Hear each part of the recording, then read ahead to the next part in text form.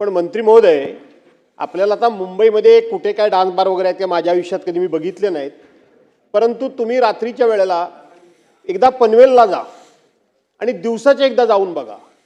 दिवसाचे संपूर्णपणे अध्यक्ष महोदय ते सगळे धाबे, ते बार, ते हॉटेल्स पूर्णपणे बंद असतात. एकही हॉटेल उघडं नाही. परंतु पनवेलच्या बाजूने मुख्यमंत्री महोदय तुम्ही रात्रीचा प्रवास करून बघा. हा रात्रीचा प्रवास करत असताना आत बाहेर कुठे जायची गरज नाही, मेन हायवेतच मी बोलतोय.